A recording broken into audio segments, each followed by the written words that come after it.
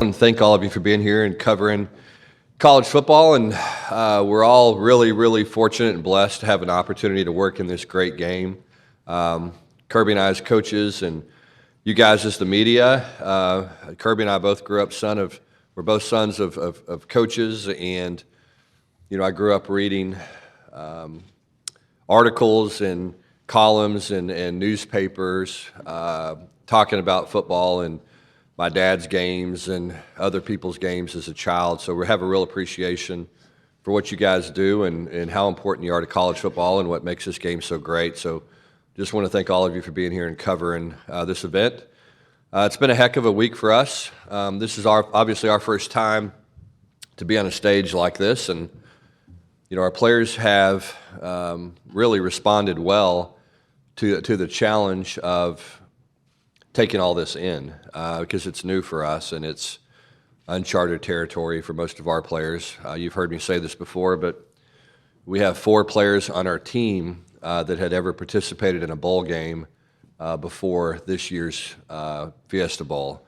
So, bowl prep, playing in big games like this is new for many of our guys. Not necessarily new for TCU, but certainly for the players on our team. So I'm really proud of the way they've handled everything. I think that they have exceeded expectations in terms of their ability to focus on what's important and not get distracted. There's so many opportunities to do that, obviously, with all the things that are going on, especially being here in Los Angeles. So it's been a heck of a journey for these players. I've been really proud of the way they've handled everything. It's a humble group. They know how blessed they are to get a chance to go to TCU and to play football at TCU and represent the Big 12 here in the national championship game. So it'll be a big challenge for us. We know that. Obviously, Georgia's a team that's very talented. The thing that I've found most impressive about them, however, is how well coached they are. Kirby and his staff do an excellent job, really, in all 3 phases of the game. They play hard regardless of the score. And again, I think that's a big credit to their culture they have in their program and Coach Smart and his staff. I just have a ton of respect for their football program and the way they do things. So we're looking forward to Monday night. I know it's going to be a big challenge for us, but our guys have never backed down for challenges, and they have a lot of confidence in themselves and in our program and what we're trying to do. And we'll go out and play good football Monday night and see what happens. Coach Smart? Yeah, a lot of the same sentiments as Coach Dykes. Tremendous honor to be here. 130-something teams start out trying to achieve this, and there's 2 left. And I think it speaks volumes to the character of both teams, the way each team has been able to win football games. I think so much is overrated about talent and what so many people put into the game of football when a team cares about each other and they have a lot of intangibles and really good players at the right positions. It makes for a special group. And hearing the story of TCU's season, getting to see Coach Dykes at the Heisman, Max, when you start looking across the board, it's a hell of a story for these 2 teams to be playing each other. And it's an honor for us to be here. I'd like to say thanks to the CFP committee and the CFP group that's hosted us. What a tremendous job they've done in LA to host our players. I know over at our hotel, our players have enjoyed the hospitality room. They've had an opportunity to be together. And, we have the fortune of having a lot of guys last year that left for the NFL, but every one of those guys that left for the NFL tell our players, you better enjoy this moment because it's different at the next level. And these guys have a special bond that they get to spend together. There's countless hours and minutes that these teams, both of us, have spent preparing. It's a long process to get to the semifinal in terms of 28 or however many days, and then you got another 10, and you end up spending a lot of time together through Christmas and through New Year's and through travel. And our guys have really enjoyed that. I've enjoyed it. It's why we get in this business, and what a great stage we get to play on Monday night, and just honored to be here and represent the University of Georgia. We'll open up for Q&A. Start over here on our right in the second row. Stand up so you can see me. Good morning, guys. Kirby for you, Ralph Russo from the Associated Press, over here on this side. Kirby. What is needed to maintain excellence? Your former boss has been in this similar situation, sitting up where you are now, and has had to explain it. I'm wondering if you could explain what is needed to maintain excellence like your program has over the last couple of years. A lot of hard work, standard, belief in the culture within it. It doesn't start when the season starts. It starts Tuesday when the season ends. And it just continues. I mean, I don't know that you can relax and just say, okay, we're going to be fine. You have to make it happen. And I think each and every year you have a different team. Obviously, recruiting plays a part of that, because if you don't have good players, you got no chance. But a big part of that is the organization that I've been given the ability to hire at the University of Georgia. They are second to none at my administration of supporting us, bringing in analysts, bringing in coaches, having nice facilities. I mean, you need those things to be successful and sustain. But at the end of the day, you better have buy-in with your players. And I think the older I've gotten, the more I acknowledge the relationship with the player matters much more than maybe the play you call, than maybe the practice habit you create or anything else. It's will those players play hard for each other, and do they believe in their coaching staff, that their coaching staff cares for them, and that allows you to sustain. We're going to move over here to our left, front row. Yeah, Brooks Austin with Dogs Daily. Coach Smart, what kind of challenges specifically does the 3-3 stack present? And conversely, Coach Dykes, the 12 personnel that Georgia stays in and offensively, or kind of has offensively, what kind of challenges does that present? Yeah, Coach Gillespie does a hell of a job. I mean, it amazes me the job he does consistently, even from Tulsa, because like I've talked about, we played Cincinnati a couple years ago, and Tulsa by far and away did the best job against Cincinnati, and we became enamored in that when he was doing it then. And it allows you to have more depth in your defense. It allows you, when you play spread teams, you have more speed on the field. There's different layers to it, more layers to it. They do a tremendous job, and take all the scheme part out. It's how you play and strike people.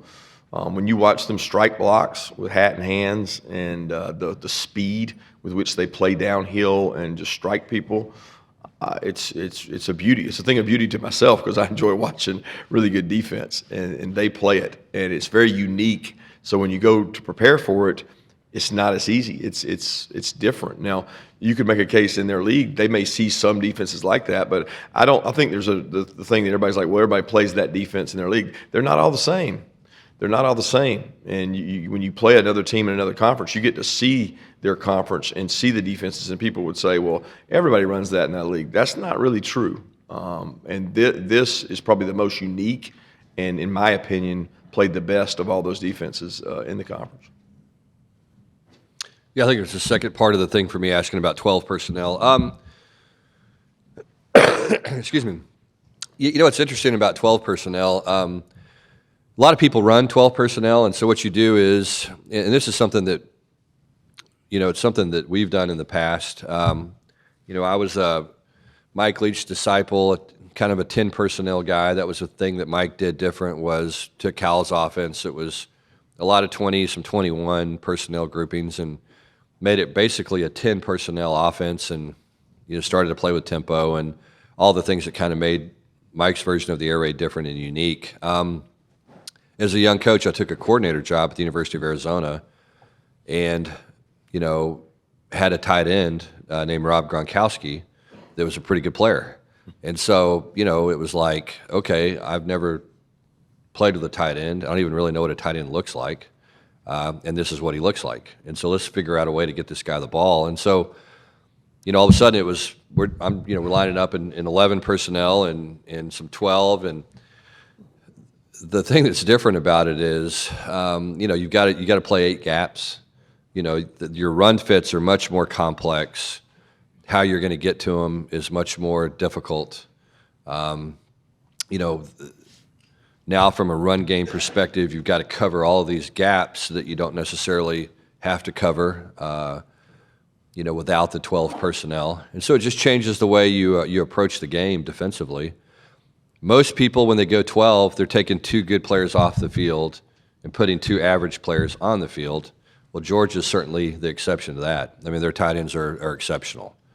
And they are wide receivers are like Rob. I mean, they're wide receivers that are 270 pounds and can block. And the thing that's unique about those 2 tight ends is they like to block. You know, they're physical-minded guys. They're very skilled receivers, but they play a tough brand of football. And that's what makes Georgia's 12 different than everybody else's.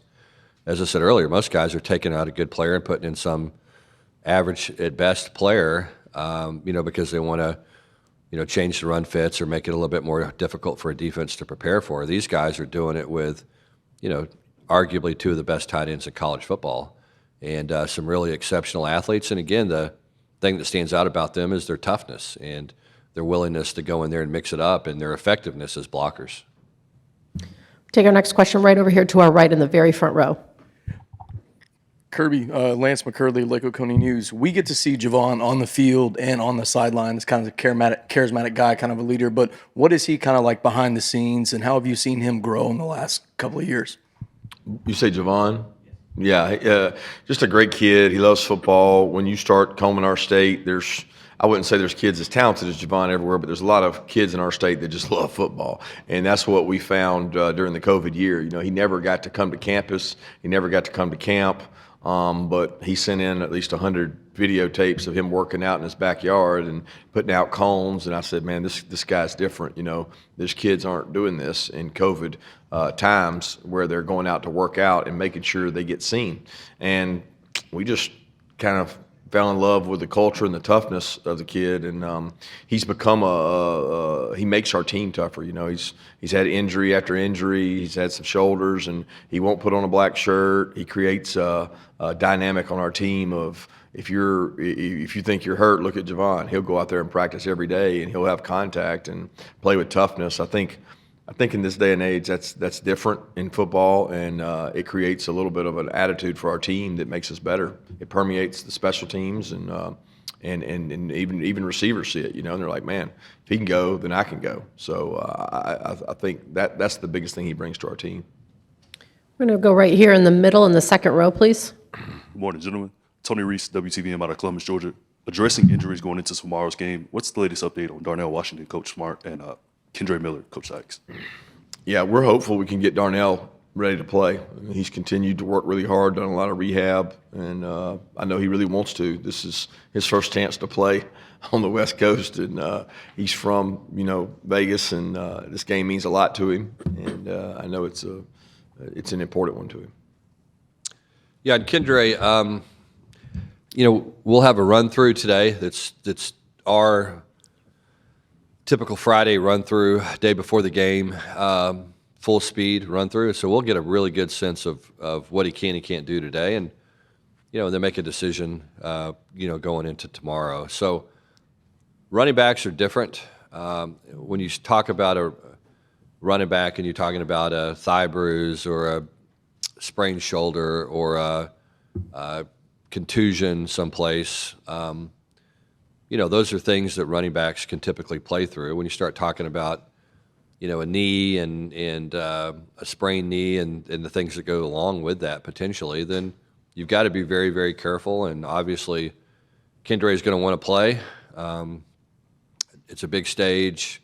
He's a tough kid, but he's a young man, you know, and our job is to take care of him and make sure that we don't just see Monday night, that we see, you know, the big picture as far as taking care of Kendre's health and you know, and doing the right thing for him. Again, not just for Monday, but for, you know, his immediate future. So we'll take it all in today, see where he's at, and then make a decision. We're going to go to our far left in the third row.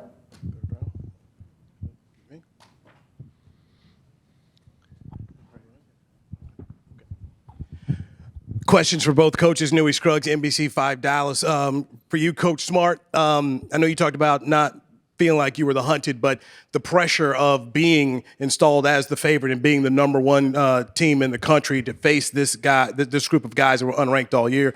And then for you, Coach Dykes, can you speak to the fact of TCU's becoming a national brand? Earlier this week on TNT, Ernie Johnson, who's a Georgia grad, bet Shaq that Georgia would win by 28, and Shaq, who now lives in Texas, said he'd eat a horned frog if it happened here, but that here's a NBA show talking about TCU football.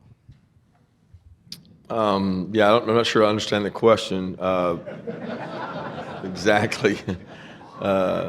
In regards to the hunted or being hunted, I mean, I promise you, there's no greater pressure on any sport than there is on college athletics, especially for major college football programs. And I don't think Coach Dykes or myself would be in this business if we weren't used to pressure. And I don't. I look at it in a vacuum. I don't get to watch much TV. I don't get to do much social media. I just worry about our team and don't get caught up in anything outside of that. And we've had a saying around our place for a long time that probability is not reality. So we don't control what people say in probability. Reality is what happens on the field between those lines, and that's what takes a lot more courage than just putting out probability. Yeah, and I'll say this, I do, you look around college athletics and you look at the NCAA basketball tournament and you see teams that you don't expect to be there end up in the top 8 or the Final 4. That seems to be something that's almost an annual occurrence these days. College football is different. It just is. There's a lot of plays that go into that game. There's a lot of players, instead of 5 guys and 1 or 2 guys get really hot, you've got to have an entire team do it and execute at a high level. And so I do think it's more difficult to kind of emerge from the shadows in football than it is maybe in basketball. Our group has had a little bit of a magical ride, and I think the biggest difference is that it's our first year. We were still trying to get to know the guys. We're still trying to get, a culture established. I just think that at the end of the day, that's the most important thing is what is your culture? Because it drives the decision a player makes from the time they wake up in the morning to the time they go to bed. What is their level of commitment? What's their level of responsibility to their teammates? How deeply are they truly invested in the team? And so there's all these things that sometimes take time.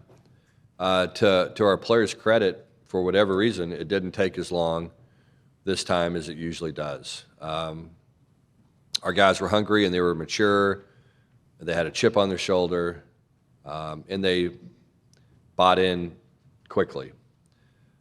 Now, the challenging thing as we move forward, past Monday, is where do we go from here? And there's a standard now that and a set of expectations that accompany this kind of success. And to me, that's the exciting part. It really is. I mean, you really get to find out how good you are. It's one thing to kind of get to the top. It's another thing to be able to stay there. And again, that's why I have so much respect for Coach Smart and his staff and the Georgia program, because that's a hard thing to do.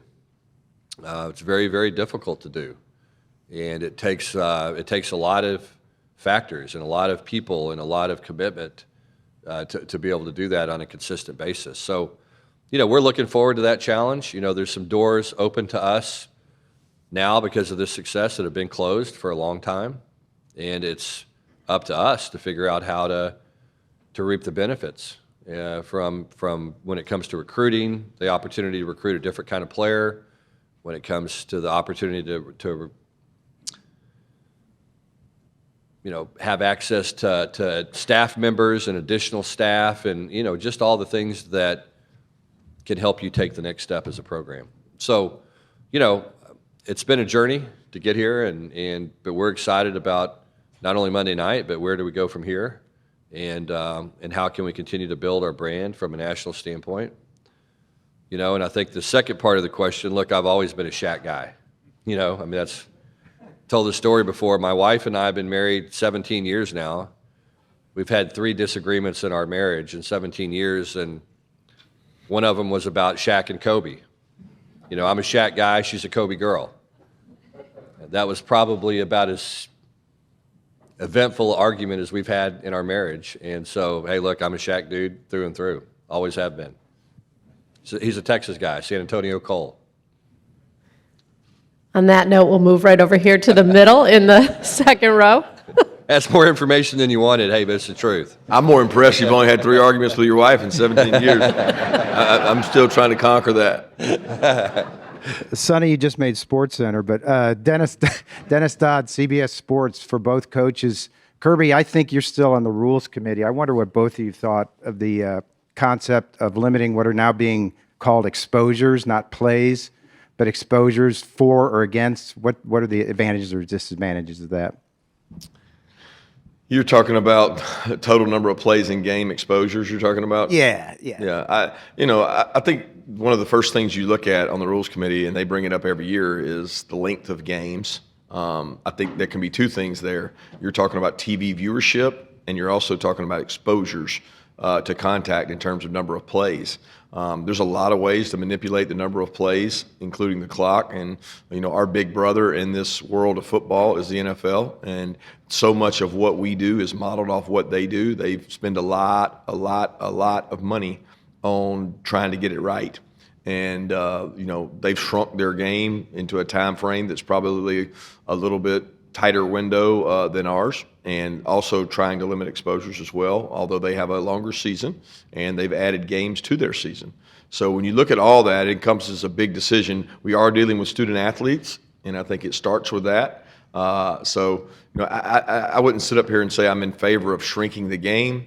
I do think our game has gotten long, and there are a lot of plays, because in college football, there's a lot more teams that use tempo, therefore they want more snaps than you see in the NFL. That's not prevalent in the NFL. It's a different game when it comes to that. So it's probably boils down to what's safest for our players without changing our game, because our college football game is different than the NFL, and we don't have to mimic that, although we want to make it safe as possible for our players. Yeah, look, we're getting ready to play our 15th ball game. I think this is 22 consecutive weeks that our players have been practicing, so it's been a grind. It's a long process. There's lots of factors to consider, not only physical health but mental health as well when it comes to that type of grind with 18 to 22-year-old kids, and the emotional toll and mental health toll that it can take on them.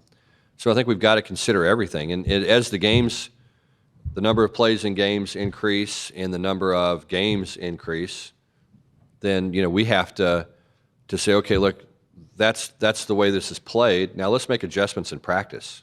Let's cut down the number of exposures that we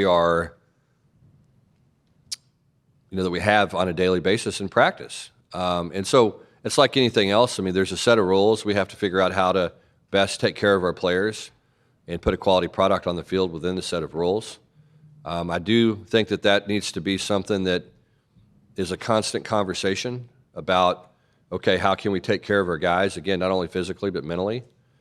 Because there is, look, these guys are, preparing to take big ball games, but they're also preparing to take final exams, and they're also dealing with issues off the field with family and friends and all the different things that these young men are exposed to on a daily basis. And so it can be a very complicated thing, and we've got to do the very best that we can to look after not only our players mentally but also physically and their mental health, because that's the most important thing at the end of the day. We're going to move over here right on our right in the front. Good morning, coaches. DJ Jones, Sports Visions USA, Columbus, Georgia. This question is for both of you. Obviously, the mission is to compete for a national championship, but can you explain how the practice time and this time of year is so important to the development and maturity of your younger players?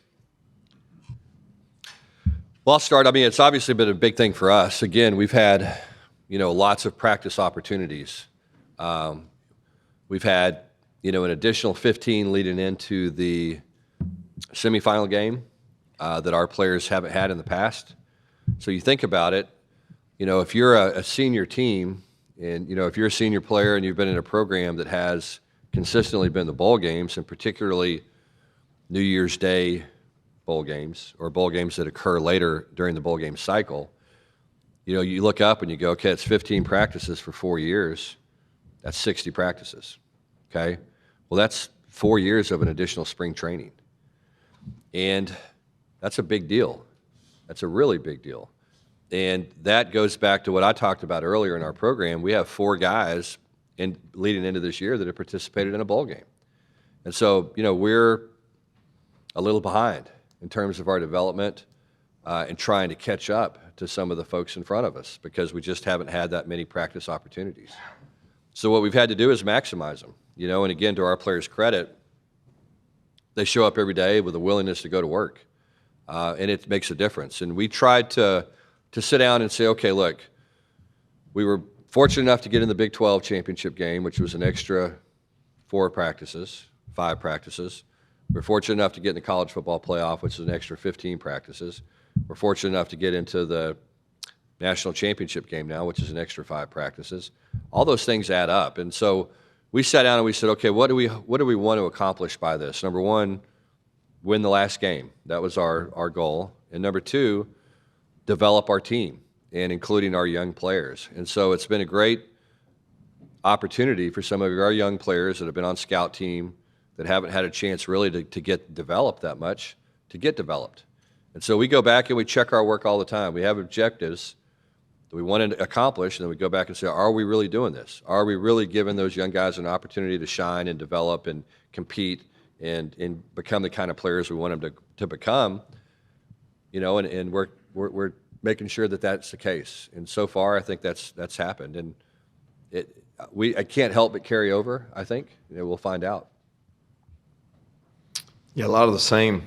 I said this yesterday at Media Day, and I hate to repeat myself, but I really think a lot of the reason we were able to turn our roster over from last year to this year was the practices and preparation we had at this time of year. As we were finishing the year last year, we were getting really high-quality work out of about, I would say, 7 or 8 kids starting for us right now in the game. Tomorrow night, we're scout team players or 2s, and the way we do our reps as the year goes, our 2s get a little more volume and our 1s get a little less, knowing that the 2s need the work and might be up for call as you have injuries. So the guys that are playing now that were 2s last year, in some cases 3s, they got a lot of work, and I think Coach Dykes is right. That cumulative effect.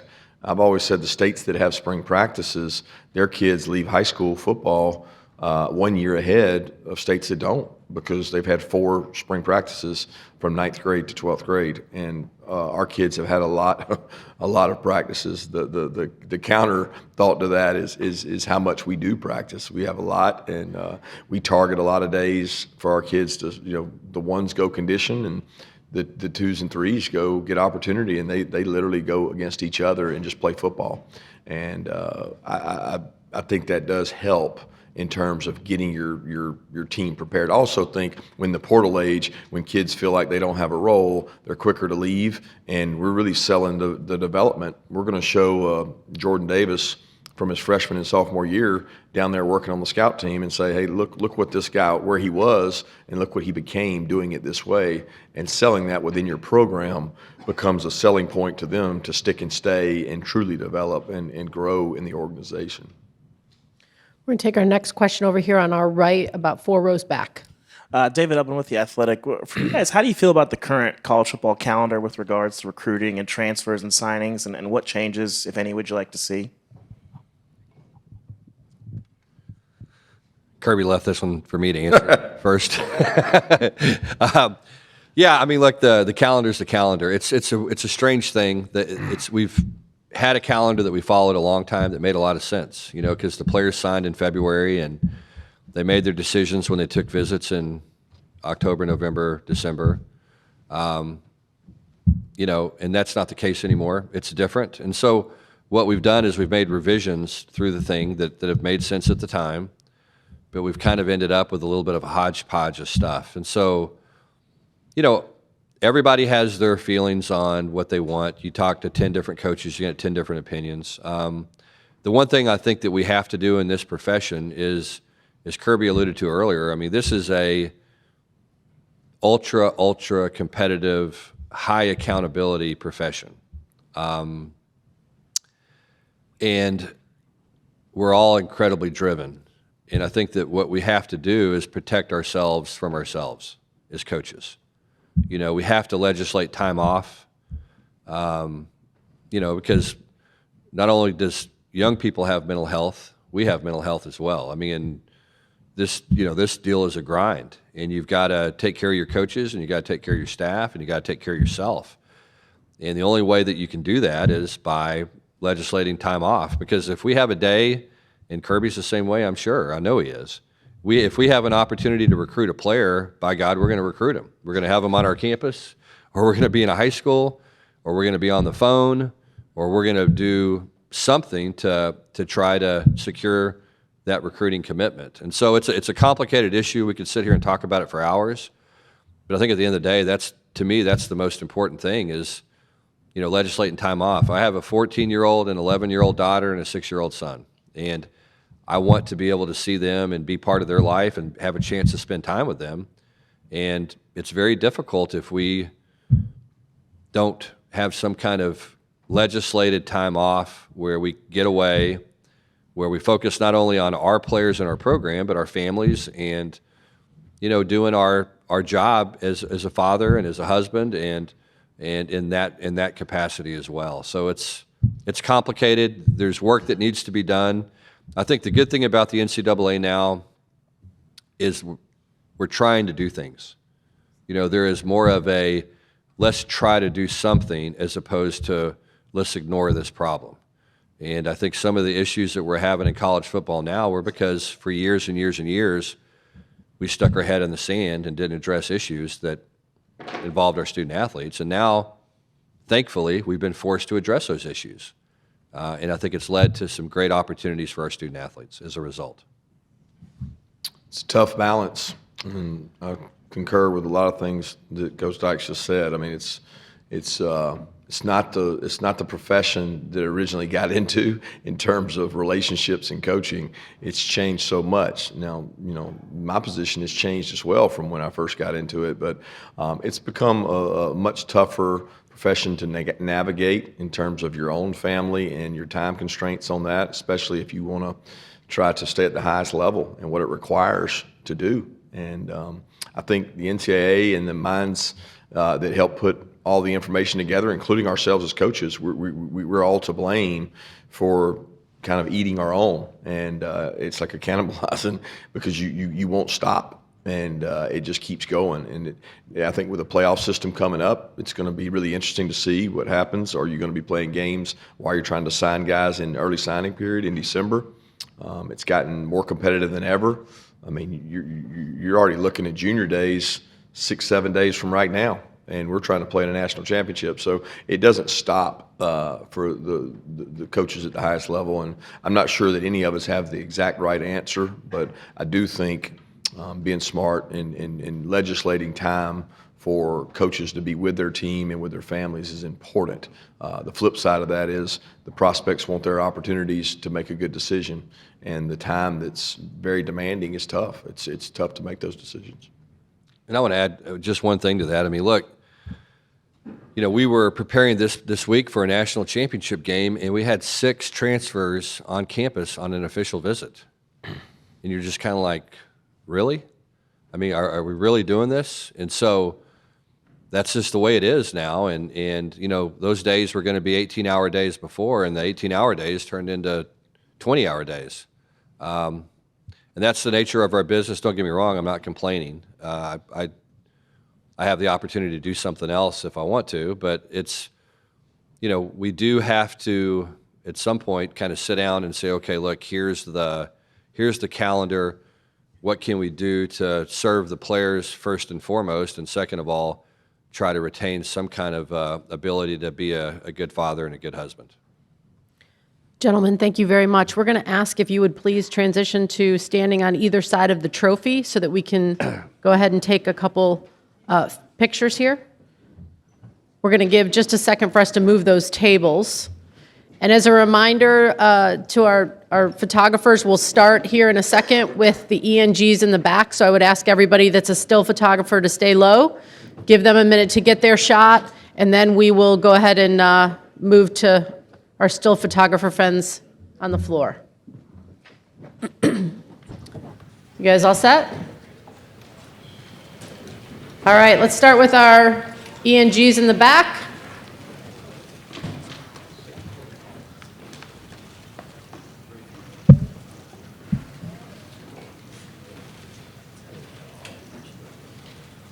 Okay, and then we'll move here to our photographers down in the front.